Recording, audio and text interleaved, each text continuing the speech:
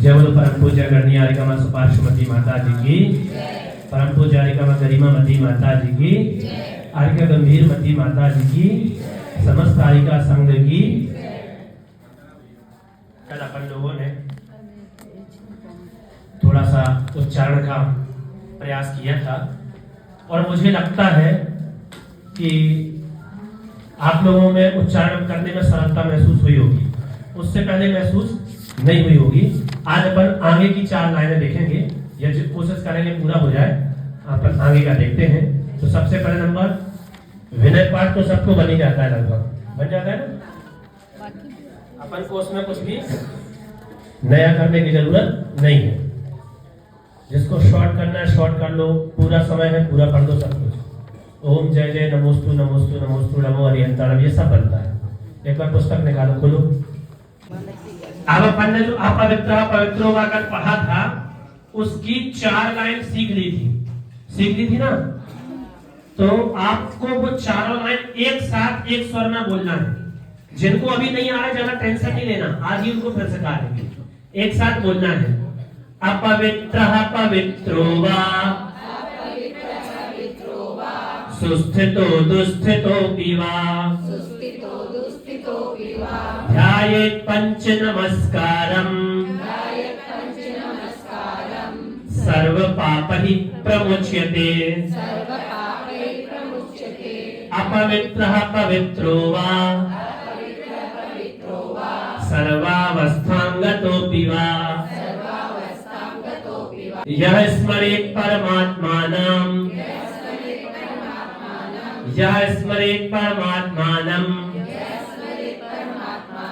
सह वायाभ्यंतरे शुचिः। चालन कहते ना कल अपराजित मंत्रोयम सर्व विघ्न विनाशन मंगलेषु च सर्वेषु प्रथमं मंगलम मत। अपने आदि लाइन बोल रहे आपका अपराजित मंत्रोयम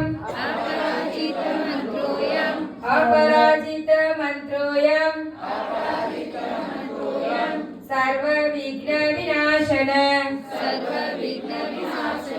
मंगलेषु च सर्वेषु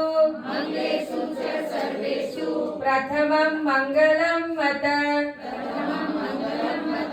अब माता जी बुलवा रहे दोनों लाइन रात से। अपराजित मंत्रोयम सर्व विघ्न विनाशन मंगलेषु च सर्वेषु प्रथमं मंगलम मत। ये इसमें देखो थोड़ी मिस्टेक हो गई है प्रथमम में, या तो एक मैं और बना लो या फिर बिंदी है तो उसको आधा मैं पढ़ो, नीचे का हलन हटा देना है। हलन हटाना है, हलन तो बस हटाना है। हलन हटा दो, जो हलन है वो हटाना। कैसे कर दो सब? ये वाला हटा, नीचे वाला बोल। हाँ हटा के बोलो सब एक साथ बोलो। अपराजित मंत्रोयम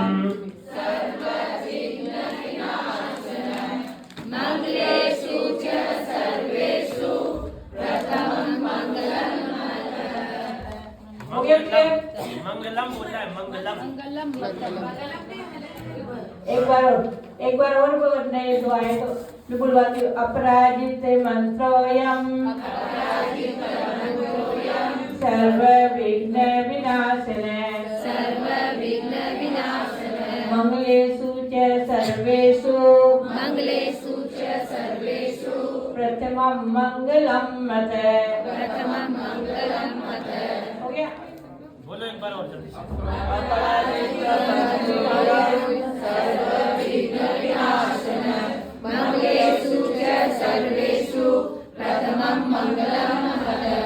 क्लियर है नहीं तो कोई इसमें डाउट नहीं ना। प्रथमं मंगलम मत।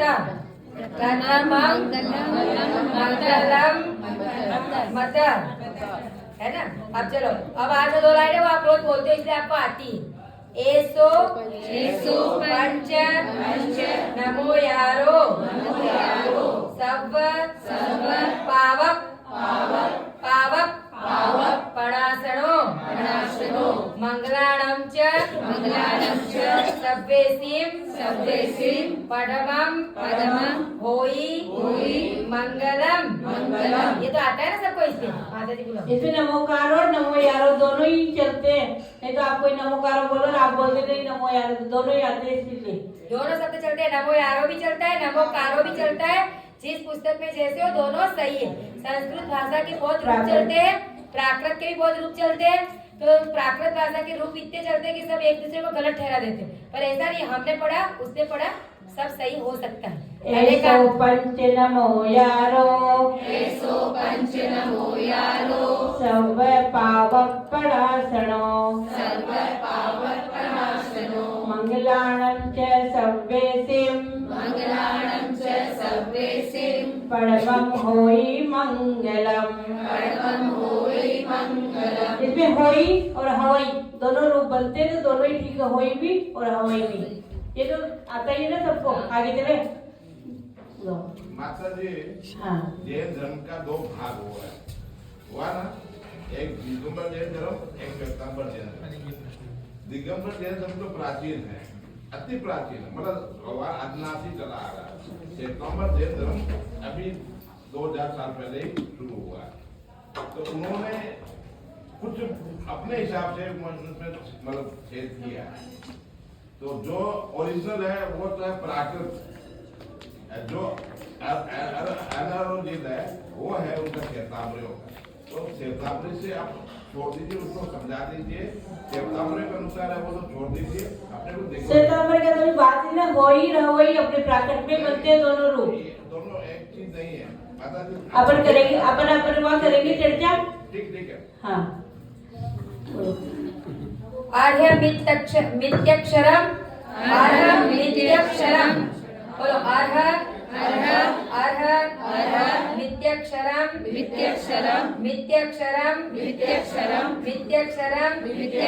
ब्रह्म वाचकम परमेष्ठिना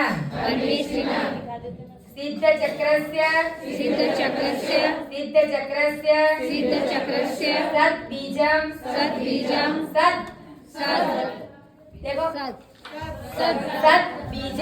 सद्बीजं सर्वतः प्रणमाम्यहम् प्रणमाम्यहम्।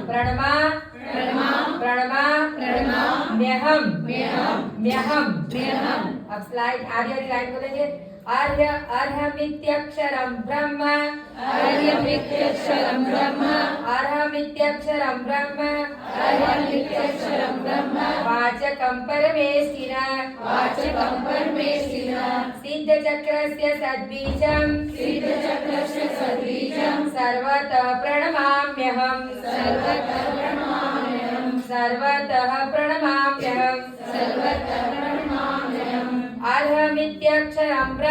वाचकं परमेष्ठिना सिद्धचक्रस्य सद्बीजं सर्वतः प्रणमाम्यहम् अर्हमित्यक्षरं ब्रह्म वाचकं परमेष्ठिना सिद्धचक्रस्य सद्बीजं सर्वतः प्रणमाम्यहम्।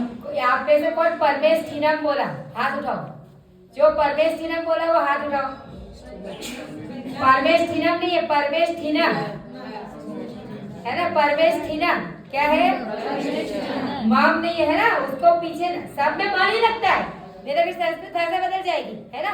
जैसा लगा है वैसा ही हमको ध्यान देके पढ़ना है। बोलो एक बार और। अर्हमित्यक्षरं ब्रह्म वाचकं परमेष्ठिना सिद्धचक्रस्य सद्बीजं सर्वतः प्रणमाम्यहम्।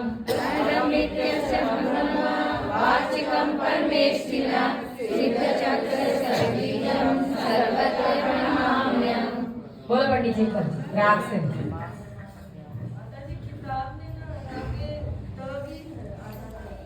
आएगा ना उसमें उच्चारण देखो। अर्हत भी आता है। अर्हमित्यक्षरं ब्रह्म, देखो अरहम आ जाएगा तो अरहत नहीं आएगा, और अरहत बोलोगे तो अरहत नहीं आएगा, एक कुछ आएगा है ना। यदि अरहम अरहत दोनों उच्चारण आते हैं अपने शास्त्रों में, दोनों का अर्थ बिल्कुल सही निकलता है। अरहत नित्यक्षरम ब्रह्म। आप क्या बोला रहे हो तो? हाँ था। तो फिर नित्यक्षरम नहीं आएगा। अरहत नित्यक्षरम दोनों अलग अलग है, वहां था। अरहत नित्यक्षरम ब्रह्म लाओ तो ये वाचिकं परमेष्ठिनः सिद्धचक्रस्य सद्बीजं सर्वतः प्रणमाम्यहम् प्रणमाम्यहम्। इनका बाद में कर देना। ये करो अरहत, वो बोले पुस्तक में अरहत लिखा है या अरह लिखा है, तो कौन सा सही है? दोनों ठीक है। दोनों दोनों देखो, अरह मिथ्यक्षरम, तो अरह मिथ्यक्षरम हो गया, जैसे अरहत होगा तो अरह संधि छोड़ेगी तो अरह मिथ्यक्षरम। तो अरहत के साथ ही मिथ्यक्षर भी बोलना है। नहीं, अरहत के साथ मिथ्यक्षरम फिर क्या बोलना है? अरह मिथ्यक्षरम, अरहत अरह मिथ्यक्षरम। अरहमित्यक्षरं ब्रह्म वाचिकं परमेष्ठिनः सिद्धचक्रस्य सद्बीजं सर्वतः प्रणमाम्यहम्। एक बार बोलो एक साथ। अरहमित्यक्षरं ब्रह्म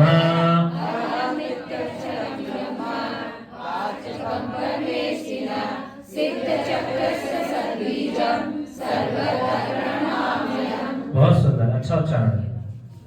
एक बार फिर से।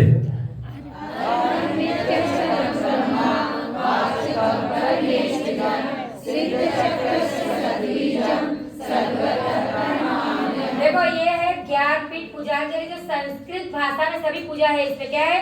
पूजा भी सभी किसमें है? संस्कृत में। इसमें क्या लिखा है? अर्ह मित्यक्षरम, यानी त शब्द आपको बोलना नहीं है, उसमें से निकलेगा अर्हम प्लस इत्यक्षरम, ठीक है ना? तो आपको बोल, जो आपकी पेपर में लिखा हुआ है ना, वो एकदम सही लिखा हुआ है। पेपर किसी को चाहिए? और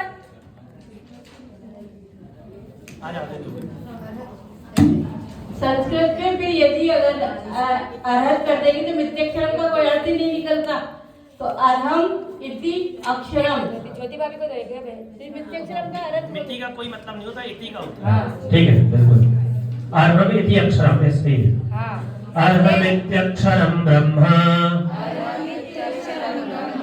वाचकं परमेष्ठिनः सिद्धचक्रस्य सद्बीजं सर्वतः प्रणमाम्यहम्। आपकी पुस्तक में जो त है वहाँ उसको निकाल दो। अर्ह मित्यक्षरम, पुस्तक जो पढ़ रहे हैं, जिसको पूजा की पुस्तक दी हुई है ना, उसमें त है ना, वो त आपको बोलना नहीं है, तो उसको मिटा दो, ठीक है? और देखो, अपने को राग नहीं आए, पर अपनी जो भाषा है, जो शब्द है, वो सही होने चाहिए। सब लोग तो कोई गायक होते नहीं है, सबका राग बैठता नहीं है, कोई बात नहीं, लेकिन अपने जो शब्द है उस पर अपना पूरा ध्यान हो जाए। राग टूट जाए कोई प्रॉब्लम नहीं, पर शब्द गलत नहीं बोले, ठीक है? बोलो।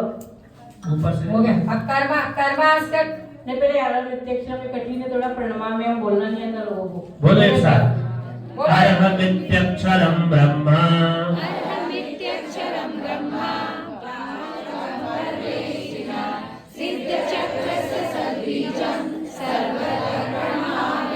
प्रणमाम्यहम् नहीं, प्रणमाम्यहम्। प्रणमाम्यहम्, प्रणमा बोलो, प्रणमा प्रणमा प्रणमा म्यहम् म्यहम् म्यहम्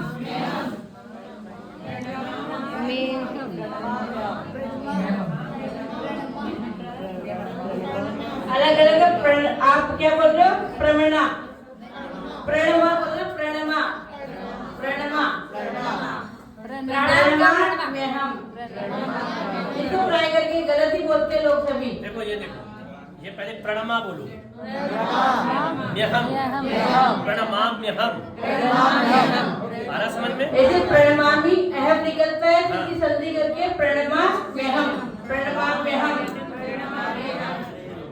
अहम मतलब मैं प्रणाम करता हूँ, तो आ जाएगा प्रणमा। बोलो, म्यहम्। अब दो दो शब्दों में तोड़ दोगे तो बन जाएगा। ये प्रणम अलग कर दो, म्याम अलग कर दो। ऐसे ही सिखाया ना, प्रणमाम्यहम, बोलो प्रणमाम्यहम, प्रणमाम्यहम, प्रणमाम्यहम। फिर से दोनों लाइन।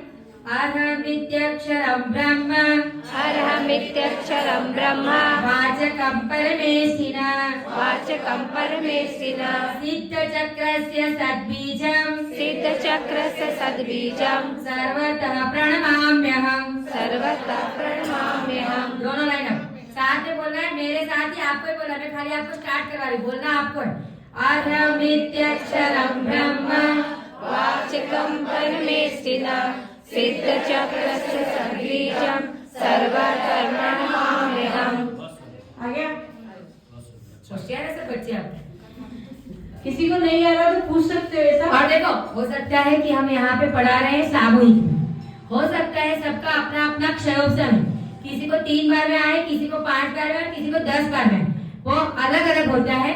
अगर यहाँ बैठते हुए भी हमने इतना सिखाने के बावजूद भी आपको लग रहा है मेरा कच्चा है, तो आप लोग हमको पर्सनल में आके मिल सकते हो, आपको और अलग में सिखाया जाएगा।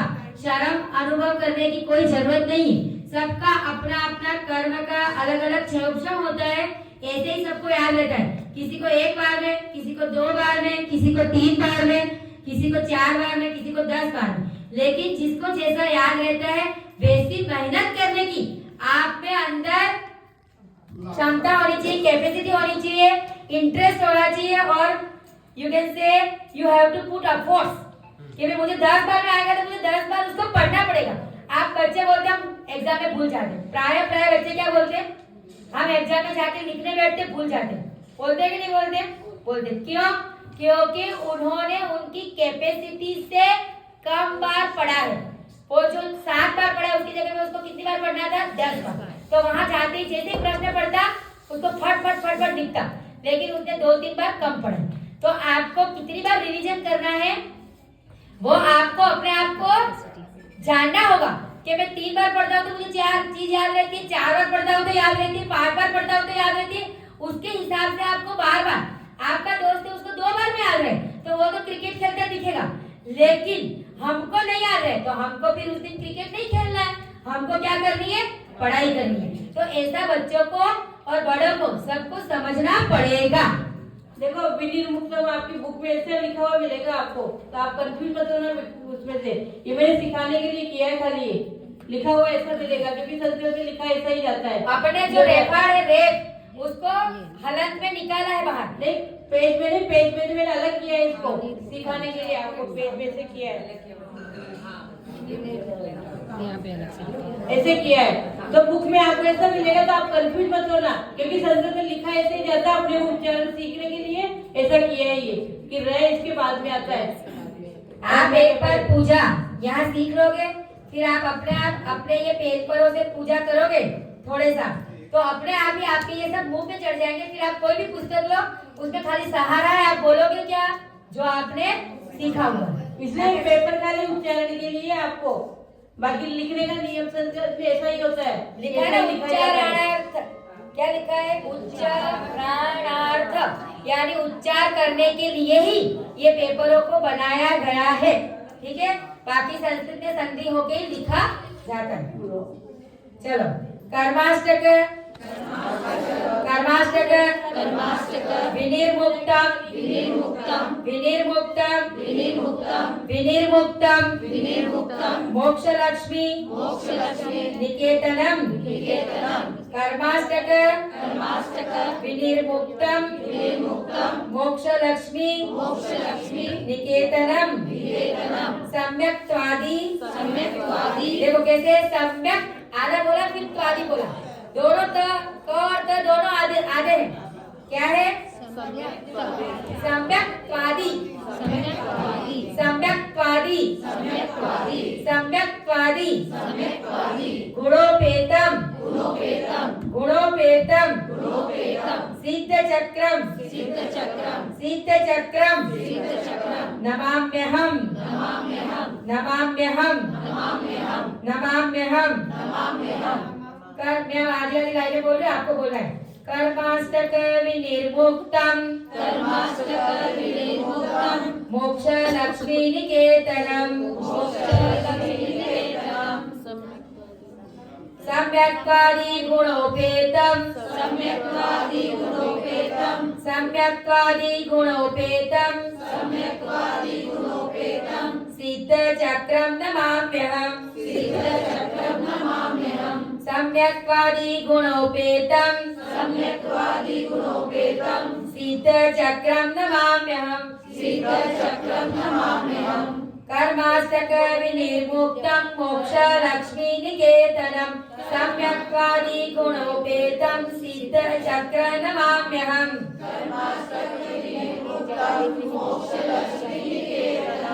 सम्यक्त्वादि गुणोपेतम सिद्धचक्रं नमाम्यहम् बोलो कर्माष्टक विनिर्मुक्तम बोलो बोलो कर्माष्टक विनिर्मुक्तम मोक्ष लक्ष्मी निकेतनम सम्यक्त्वादि गुणोपेतम सिद्ध चक्रम नमाम्यहम्। अब अपन 2 लाइन लिखे रहते हैं, फिर ये माता जी और पंडित जी वो आपको एक बार राग से कैसे बोला जाता है वो एक बार आपको आ ये बोल जाएगा। रहे हो, वो भी ठीक है राग, ऐसे कोई प्रॉब्लम नहीं आपकी इसमें। बहुत बढ़िया लय है, बहुत सुंदर। नहीं ये अच्छी है ये भी।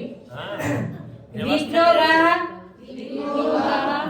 गाह माता जी ने कल देखा था ना ओ और औ क्या है ओ और औ तो ये क्या है विघ्नो गाह प्रलयम यान्ति शाकिनी भूत पन्नगः विघ्नो गाह प्रलयम यान्ति शाकिनी भूत पन्नगा विघ्नो गाह प्रलयम यान्ति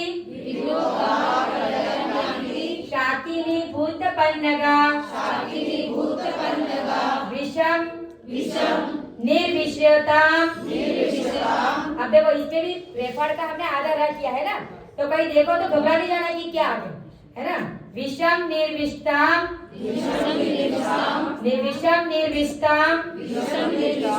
याति स्तूयमाने जिनेश्वरे।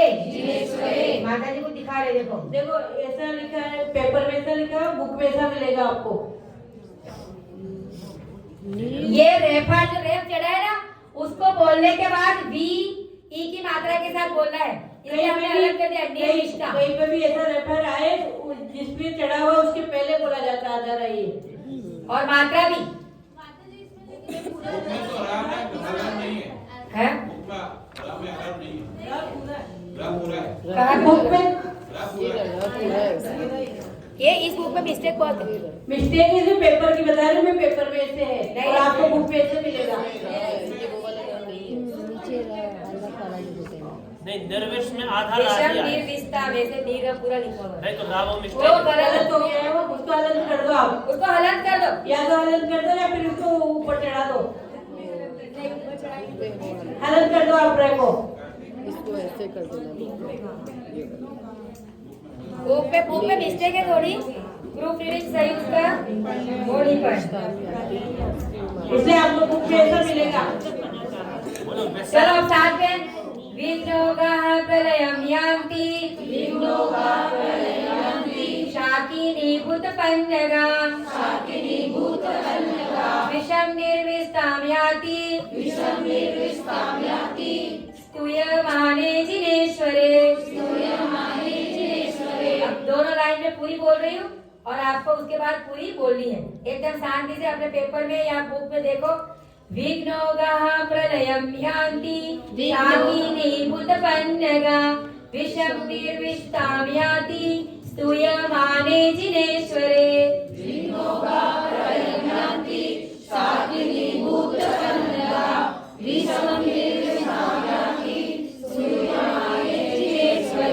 अब एक साथ पूरा एक साथ बोलो एक बार, एक साथ शुरू से, फिर आज का ये फिर पूजा की सारी जमाना सिखाएंगे आपको। बोलिए अपवित्र से।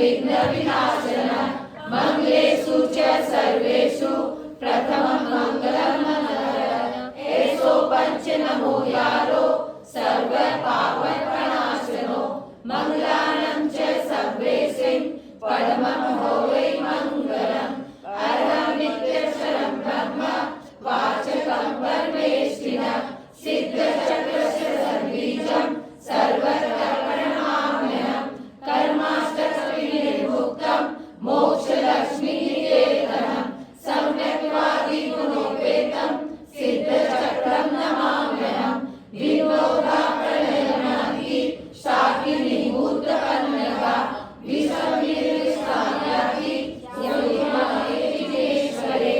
अब आपके लिए तालियां बजाओ सबसे पहले।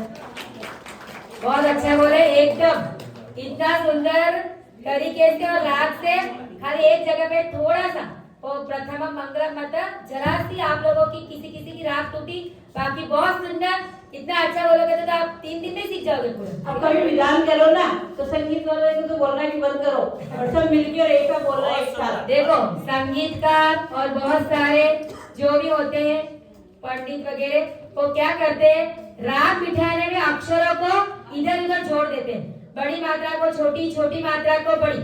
अब नमोकार मंत्र है वो किसमें बोलने का, प्राकृत भाषा में है। और उसका कौन सा छंद है, आर्या छंद। अब आर्या छंद को फिर आप है ना, ये मेरे वतन के लोगों पे नमोकार मंत्र का गाना बजा दो। फिर वो क्या करोगे, यहाँ से शब्द वहां लेना, वहां से शब्द वहां लेना। वो संस्कृत भाषा पढ़ने में दोष लगता है। तो ऐसे जिसका जो अलंकार है, जिसका जो छंद है, उसी में अपने को पढ़ना है। नमोकार मंत्र की राग में पढ़ना है। और कोई भजन गाओ ना, आपको राग का शौक आ रहा है, नमोकार मंत्र को, नमोकार मंत्र का जो छंद है उसी में पढ़ो, उसका जो अलंकार है उसी में पढ़ो। तो हमको संस्कृत भाषा में उसका बड़ा अक्षर, छोटा अक्षर, बड़ी मात्रा, छोटी मात्रा, उसको जब हम बदल देते हैं ना तो उसके भी दोष लगते हैं। तभी तो ये सब पूरा करते हैं। शांतिनाथ मुख शशि अक्षर मत, क्या बोलते हो, अक्षर बोलते हो ना, क्या हम अक्षर को पढ़ने में इधर उधर सब क्या उसकी क्या करते हैं, हम क्षमा चाहते हैं। तो ऐसा जानबूझ के नहीं करना। जिसका जो छंद है उसी छंद में, उसी अलंकार में उसको बोलना है। नमोकार मंत्र को अलग अलग उसमें बोलते हुए फिर नमो अरे हरि हंताणम, और कहाँ तो क्या बोलते हैं, हंताणम, तो क्या हुआ ब, तो हंताणम एक एक शब्द अक्षर 35 अक्षर है, 40 हो गए। क्या हो गए उनके, हंताणम, सिद्धाणम, आयरियाणम, तो क्या हो गया, पूरा अक्षर हो गया। क्या है वो, अनुस्वार है। हंताणम, सिद्धाणम, आयरियाणम, उपचायाणम, नमो लोए सब्ब साहुणम। तो सब में आपके पता चलना चाहिए कि आप आधा अक्षर बोल रहे हो। नम नहीं लगा, नीचे की लाइन के लिए बोल रहे कि एक बार सबसे लास्ट लाइन एक बार। सबसे लास्ट वाले का प्रैक्टिस कम हुआ ना, तो 5 बार और बोल देते। फिर माता जी आपको पूजा की थाली बताते 15 मिनट में। फिर आपकी क्लास हम देखो आप चालू कितने बजे करेंगे, आपको टाइम पे छोड़ देंगे सुबह की क्लास में, क्योंकि सुबह की क्लास में सबको अपना सेटिंग होता है। और ऐसा भी हो 10 बज गई, अगर किसी ने हमको यहाँ रोक लिया बीच में कुछ, तो आप उठ के भी जा सकते हो, उसमें कोई हमको बाधा नहीं है। ठीक है। विघ्नोगाः प्रलयं यान्ति, विघ्नोगाः प्रलयं यान्ति, शाकिनीभूतपन्नगा, शाकिनीभूतपन्नगा, विषं निर्विष्टां याति, विषं निर्विष्टां याति, स्तूयमाने जिनेश्वरे, स्तूयमाने जिनेश्वरे। बोलो बोलो, विघ्नोगाः प्रलयं यान्ति, शाकिनीभूतपन्नगा, विषं निर्विष्टां याति, स्तूयमाने जिनेश्वरे। हो गया। और बोलो 2 बार। विघ्नोगाः प्रलयं यान्ति, शाकिनीभूतपन्नगा, विषं निर्विष्टां याति, स्तूयमाने जिनेश्वरे। बने तब तक राग की लय। देखो मैंने पहले ही बता दी, मुझे राग का कोई नॉलेज नहीं है और मुझे आता भी नहीं है। मैं गुजरात में मेरा जन्म हुआ था, तो हम लोग बड़ी मात्रा छोटी मात्रा को समझते ही नहीं। तो हो सकता है कि मैं तो गलत बोलूं, लेकिन आपको प्रिंसिपल बता देती हूँ कि बड़ी मात्रा को भूत, स्तूय, यानी जो बड़ी मात्रा है उसको लंबा और छोटी मात्रा को आधे टाइम में आपको बोलना है। तो आप कभी भी किसी भी चीज में गलती नहीं करोगे। राग हो सकता है आपकी टूट जाए, कोई बात नहीं, पर अपने को शब्द सही बोलने हैं। शाकिनी भूत पन्नगा ऐसे माता जी का बुला रहे दोनों लाइन सुनो। विघ्नोगा प्रलयं यान्ति शाकिनी भूत पन्नगा विषम निर्विष्टां याति स्तूयमाने जिनेश्वरे। ये भी राग है। और पंडित जी तीसरा निकाल रहे हैं, निकालो पंडित जी। तो आपका जो बैठे वो आप बिठा सकते हैं। विघ्नौगा प्रलयं याति शाकिनी भूत पन्नगा विषम निर्विष्टां याति स्तूयमाने जनेश्वरे। आपको तीन तीन टीचर मिले तो तीनों तीन टीचर का जो है वो तो सीखना ही चाहिए ना, इसलिए आपको तीनों से सिखाया। अब अपन जिस दिन पूरा सीख जाएंगे नित्या प्रकम हम सबसे भी ज्यादा और अच्छा उच्चारण बड़े माता जी का है। फिर कभी मौका मिलेगी तो और बड़े माता जी से सुनना उच्चारण और आपको और आनंद आएगा। हो गया आपका ये? फिर नीचे मंत्र भी बोलवा दो एक बार। हाँ, इसमें मंत्र है जो पुष्पांजलि छपेद लिखा है ना, वही पुष्पांजलि छपामी बोलना है आपको। और जब विद्वान लोग बोलते हैं माता जी लोग तो छपेद बोलेंगे। अब देखो अष्टक द्रव्य की थाली मैंने ऐसे बनाई राइटिंग मेरी, अभी मैंने सही नहीं किया है तो देखो अपनी थाली है। अभी फोटो में कीजिए, मैं अच्छी सुंदर बना के मैंने अभी नहीं बोर्ड पे बना, बोर्ड पे। हाँ वो बना रहे जब तक। तो ये देखो अष्टक द्रव्य इस क्रम से जमाना चाहिए हमको। जल, चंदन, उसके बाद में अक्षत, पुष्प, नैवेद्य, दीप, धूप, फल और उसके बाद में अर्घ्य। फिर ऐसे जमाना चाहिए थाली को। एक दिखाने एक बार थाली एक जमी हुई ऐसे नीचे कर नहीं, नीचे करके जिसको जिसको देख रही है वो अपने आप एक एक देखो। अरे नहीं आती, उल्टा सीधा जमाते थाली। फोटो खींच के आपके सब में उसमें भेज दो। देखो ऐसे कितनी सुंदर थाली जमी हुई दीदी की। कम चढ़ाओ द्रव्य पर एकदम सुंदर चढ़ाओ और उत्कृष्ट चढ़ाओ। आपको नहीं कि ढेर चढ़ाना, पर उत्कृष्ट चढ़ाओ। जो भी चढ़ाते हो जैसे भी चढ़ाते हो। जल चंदन थाली में रखना है कैसा फोटो पूछना। भेज दो आपके ग्रुप में। एक जना फोटो भेज के ग्रुप में भेज ये बताया थाली में भी रख सकते हो जल चंदन को, थाली के बाहर भी रख सकते हो। देखो सबसे पहले आप जब थाली चावल धोने जाते हो ना, वो भी चावल धोने जाते हो तो आपकी थाली है आपके पास।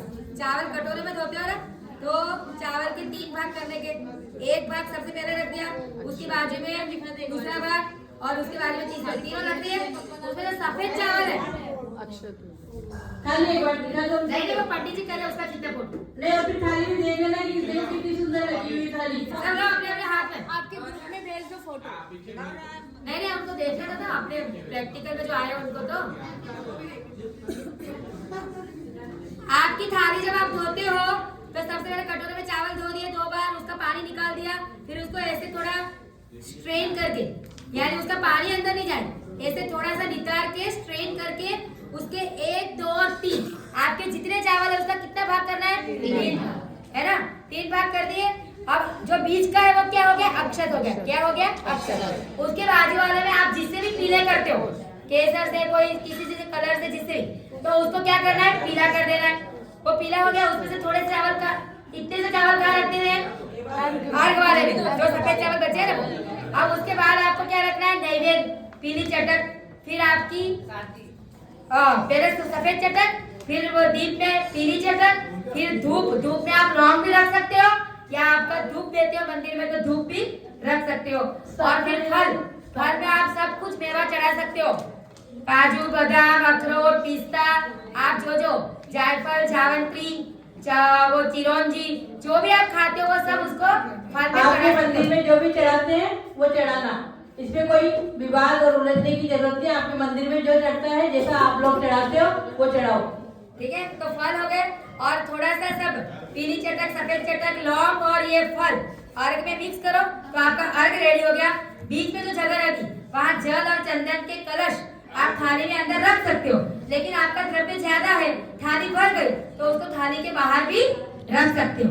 ऐसा कोई नियम नहीं है कि थाली में रखना साफ का थाली में रखना कि बाहर रखना, इसमें उलझने की जरूरत नहीं है। खाली द्रव्य अपन को इस क्रम से जमाना है, थाली भी सुंदर लगे। अपनी थाली इतनी सुंदर होना चाहिए देखने में कि दूसरे का भी पूजा करने का मन हो जाए। अजीत सागर जी महाराज जैसा बोलते थे कि अपने द्रव्य की थाली इतनी सुंदर सजाओ कि दूसरों का भी पूजा करने का मन हो जाए। अब आप क्या करते हैं, चावल तो बहुत अच्छे लाते हो पर उसको पानी में भिगे रहने देते, ऐसे करते थे टूट जाते, तो टुकड़े टुकड़े चावल हो जाते हो। तो आप धो के और ऐसे थाली में जैसे महिलाओं को आता है ऐसे साइड में करके 2 मिनट रख दो, उसका पानी अलग रख दो, कपड़े से पोंछ के सूख जाए तब फिर जमा दो उसको। तो थाली बहुत सुंदर होना चाहिए। अर्घ जो है वो बीच में लगे या साइड में? ऐसे बीच की बजाय साइड में रखना ही अच्छा है, तो क्रम बना रहेगा। करते हैं बीच में भी लोग, पर बीच में सब फिर थाली छोटी है, अब थाली छोटी है, नहीं आ रहा है लाइन में, तो फिर अर्घ बीच में कर दो तो सब लाइन चीजें बाजू में रह जाएगी। वो तो अपने क्या आपकी साधन सामग्री आपके पास है। छोटी होगी तो भी साइड में अर्घ आ जाएगा आराम से। बीच में क्या हो, सब में मिक्स होता रहता है। फिर जब शांति विधान अक्षत हो जाता है, पुष्प भी हो जाता है, सब में मिक्स होता रहता है। वो सब कोई मायने नहीं रखता है। और आपके ऐसा कोई नियम नहीं है, इसे डरना नहीं है।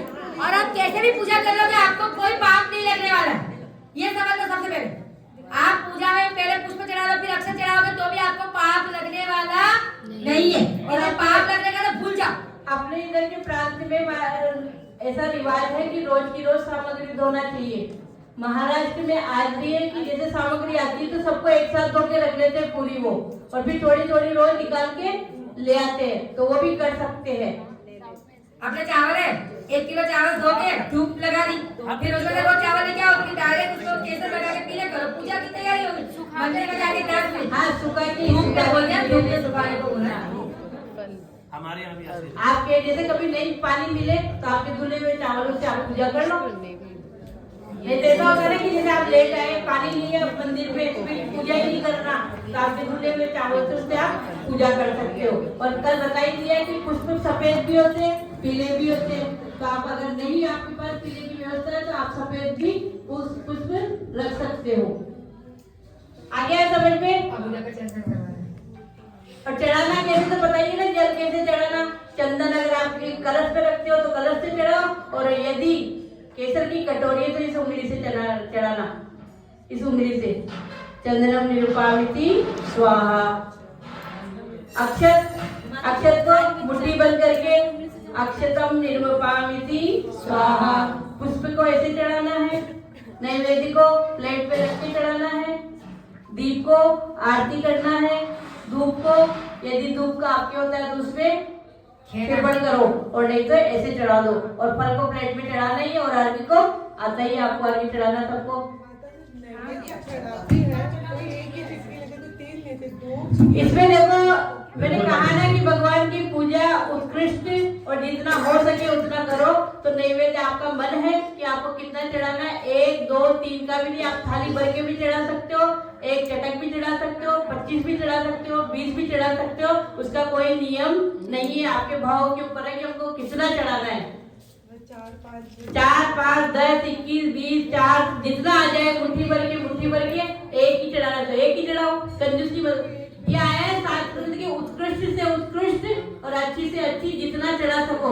अभी किसी को 50 लोग भी कम लगती है, किसी को 3 ही ज्यादा लग रही है, तो अपने अपने मन का भाव है कि हमको कितना चढ़ाना है। बाकी ऐसा कोई नहीं है कि गिनती के चढ़ाना, कि 1 चढ़ाना कि 5 चढ़ाना। जल को चढ़ाने का 1 मिनट। जल को अभी आप पूछ रहे थे कैसे चढ़ाना है। जल जब चढ़ाते हैं तो जल लेकर के 3 बार धारा छोड़ देते हैं, जन्म जरा मृत्यु, बस। चंदन को वैसे मैं आपको बता दूं, चंदन जो अपना पुराना चंदन जो चढ़ाते थे वो चंदन ही चढ़ाते थे, चंदन ओरिजिनल चंदन, ऐसे चढ़ के संसार का विनाश है। आपको क्या हुआ? आजकल केसर का चल गया प्रचलन। केसर तो रंग के लिए होता है, खाली चंदन घिसो और केसर उसमें रंग के लिए मिलाओ। तो चंदन को तो गोल्ड कर दिया और केसर वो यहाँ पर रखेंगे माता जी, यहाँ पर। अच्छा, आवाज आती है ना, रोज ऊपर से आवाज आती है, तो लगता है क्या चल रहा है ऊपर, गड्डी चल रही है ऊपर। बड़ा पत्थर होगा, बड़ा चंदन का मोटा होगा। उससे क्या होती है, मेहनत लगती है आपकी कि हाँ आप मेहनत कर रहे हो भगवान की पूजा के लिए। अच्छा, दूसरी चीज, चंदन चढ़ाते थे, अब उसमें थोड़ा सा चंदन लगा रह गया, तो थोड़ा सा जल मिला करके अपन ने चंदन पूरा चढ़ा दिया। तो वास्तविकता तो ये थी कि चंदन चढ़ाते थे और उसमें थोड़ा सा जल मिला लेते थे, तो ठीक है भाई चढ़ा दो, लेकिन अब उल्टा हो गया पूरा। क्या हो गया? भगवान इतने सारे जल में इतना सब चंदन मिला दिया, तो और चंदन चंदन ही चढ़ाना चाहिए। संसार तो आपके लिए ठंडी चंदन ही होती, तो चंदन ही चढ़ाना चाहिए। हम तो केसर चढ़ाने लगे गरम। वो भी वो पाउडर वाली निकल गई, सबका वो भी निकल चला गया, क्योंकि उसको 2 मिनट के लिए भी घसते थे, वो भी बंद हो गया। पहले तो क्या होता कि तार लेके जाते थे केसर के, तो मंदिर में जहाँ पत्थर होता था, अपन 10 बजे गए तो अभिषेक तो हो गया, लेकिन अपने लिए पत्थर है, तो अपन 4 तार को ऐसे मोटे से 2 बार घुमा देते, तो कम से कम उसका वो मिले। अब तो वो 2 बार घुमाने का भी वो चला गया। पानी डालो, चंदन तैयार। वो करते हैं तो उसमें चंदन आ ही जाता है। अब चंदन का तो बात ही गया, आपके डायरेक्ट केसर ही हो गई सीधी। और केसर भी नहीं है, वो क्या है, कलर लेमन येलो कलर आता है ना, वो कलर है उसमें। आपकी बेबी सेफ्रन देख लो या फिर आपकी वो कांच की बोतल में देख लो, उसमें कोई ओरिजिनल केसर नहीं है। केसर का क्या करा हुआ है, एडल्ट्रेशन, कलर कलर कलर, ठीक है ना। तो इसलिए आपने इसको सब में नहीं जाना है, जैसे उत्कृष्टता से हो सके वो करो, लेकिन कहने का भाव है आपको पता होना चाहिए हम क्या कर रहे हैं। हाँ, सामग्री का हो गया, ले जाओ। स्थापना रहती है तो उसकी स्थापना करनी है, अपने को बुद्ध के चंदन करते हैं। आज फिर टाइम हो गया आपका। स्थापना जो करनी है तो लॉन्ग का आप वही बताए थे क्या? हाँ, उसमें भी कितनी भी करो, ऐसे ले लो और ऐसे बेहतर तो ये है कि आपको देखना ही नहीं है कितने से कर रहे हैं। गिनने का विधान कहीं नहीं। लोग गिनते क्यों हैं? क्योंकि चावल धोते हैं ना तो टूट जाते हैं, तो उसमें साबुत साबुत गिनते हैं, गिनने का रिवाज चल गया। बाकी गिनने का कहीं नहीं है कि 3 की 9 ऐसा, जितना आगे हाथ में आ गया उतना। आपने लॉन्ग ये पूरा लॉन्ग में क्या भावना भाई है, पुष्प की क्या भावना भाई है, पुष्प की, तभी तो उससे स्थापना कर रहे हो ना। अत्र अवतर अवतर संवोषट आह्वानम, तो पहले आपने ऐसे थोड़े लॉन्ग चढ़ा दिए, फिर अत्र तिष्ठ तिष्ठ स्थापनम और अत्र मम सन्निधो भव विषट सन्निधिकरणम, तो पूरे लॉन्ग आपके जितने हाथ में बचे वो चढ़ा दें। तो ऐसे एक एक करके चढ़ाने का नियम नहीं है, ऐसे अत्र अवतर अत्र मम सन्निधो भव विषट सन्निधिकरणम। साउथ में ऐसे प्रांत है जहाँ पे सामान्य परिवार के लोग हैं, तो वो चावल लाते हैं ना, तो पूरे चावल में से साबुत साबुत चावल चुन चुन के अलग रखते हैं, फिर वही भगवान के चरणों में चढ़ाते हैं वो लोग। अभी भी पूरे चावल लाते हैं, उनमें से साबुत साबुत चावल चुनते हैं बिल्कुल अलग अलग, और वही भगवान के चरणों में वो चढ़ाते हैं, क्योंकि उनके वहाँ पे टुकड़ी आती होगी खाने के लिए, तो उसमें से साबुत साबुत चुन चुन के वो चढ़ाते हैं। अभी भी है तो तमिलनाडु में ऐसा रिवाज है। उधर चंदन देखो। अब उधर के चंदन का उच्चारण भी ट्राई करके लोग गलत करते हैं। उदक चंदन तंदुल पुष्प कई। बोलो बोलो, हाँ मेरे को सिखा रही, मैं आपको सिखा रही। माता जी बुलवा रहे हो, बोलो उदक चंदन, बोलो उदक चंदन तंदुल पुष्प कई। आधे तक में रुको। माता जी कैसे बोल रहे हो सुनो पहले, सबसे पहले तो चुपचाप सुनो, फिर आपको आधी लाइन बोलनी है माता जी जो बोल रहे हो। आधी लाइन बोल दी तो आपको उसके आगे नहीं फिर चलना है। उदक चंदन तंदुल पुष्प कई।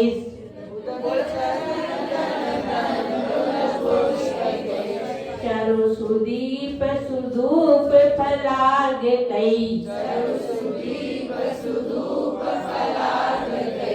बोलो एक बार। उदक चंदन तंदुल पुष्प कई। कोई बोलते फलास कई, पता नहीं क्या क्या बोलते हो लोग, फलास कई भी बोलते हैं, फलार्ग कई, फल और अर्घ, संधि छोड़ेंगे तो फल और अर्घ, तो तृतीय व्यक्ति का ये बहुवचन है, तो इनके द्वारा। आई पहली लाइन बोलना, एक बार और बोलो।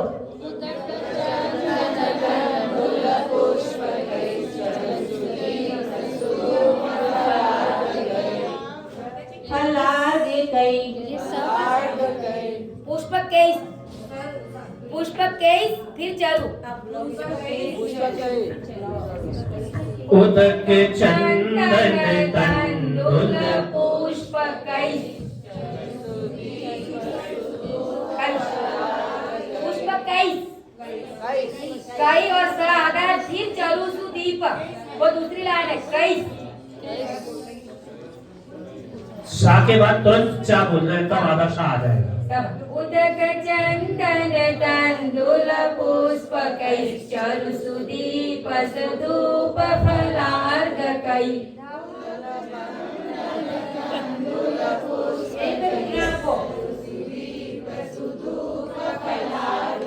उदक चंदन तंदुल पुष्प कई आधे फिर यहाँ पे रुको उदक चंदन तंदुल पुष्प कई फिर आगे का बोलो चलो सुदीप सुदूप फलार की गई ऐसे मतलब इसका पूरा हो जाएगा रुक जाएंगे नहीं रुकेंगे रुकना नहीं है स आगे बोलती है साथ में चलेंगे पुष्प कई पुष्प कई श्वास रोको पुष्प कई श्वास रोको छोड़ मतलब लेना नहीं श्वास श्वास रोक के रखो फिर आगे चालू करो आपको अपने आप आधा शब्द निकलेगा तो फिर वो च से जुड़ेगा ही नेक्स्ट शब्द आप बोलोगे तो अपने आप ही जुड़ेगा क्योंकि आप आधा बोल रहे हो तो फिर च बोलोगे तो अपने आप को आपके होठ खुलेंगे उदक चंदन तंदुल पुष्प कैश्चरु सुदीप सुधूप फलार्घ कै आप बोलो अब मैं आगे की लाइन बुला रही धवल मंगल गान रवा फूले इतना ही बोलो जिसका बुलवाया धवल मंगल। देखो आप लोगों को लग रहा है कि माता जी एक ही चीज तो बचपन से सीखे थे वो भी आज सिखा रहे हो आप, पर ऐसा नहीं है। हम यहाँ शुद्ध करवाने बैठे हैं। आपने सीखी थी बहुत अच्छी बात है, आपको आता है वो भी बहुत अच्छी बात है, लेकिन अपन यहाँ उसकी शुद्धि करने बैठे हैं, इसलिए हमको आपकी सुनेंगे फिर यहाँ गलती करे ऐसा नहीं। हम सिखाई देते तो आप सही बोल पढ़ाई करके ज्ञान गान ज्ञान बोलते लोग बहुत सारे तो गान नहीं गान शब्द ज्ञान नहीं या फिर धवल मंगल गान रवा खुले गीत का गान आप बताएंगे ना आपको तब समझ में आ जाएगा कि गान क्या है। धवल मंगल गान रवा खुले धवल मंगल गान रवा खुले धवल मंगल गान रवा कुले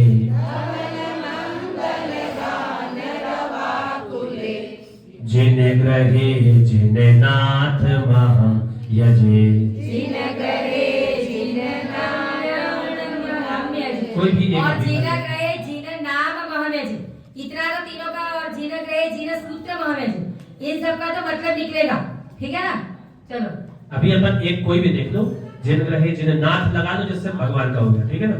तो अब फिर से देखें, उदक चंदन तंडुल पुष्प कैश्चरु सुदीप सुधूप फलार्घ कही बोलो। उदक चंदन तंदुल पुष्प कैश्चरु सुदीप सुधूप फलार्घ। बहुत बढ़िया। धवल मंगल गान रवा कुले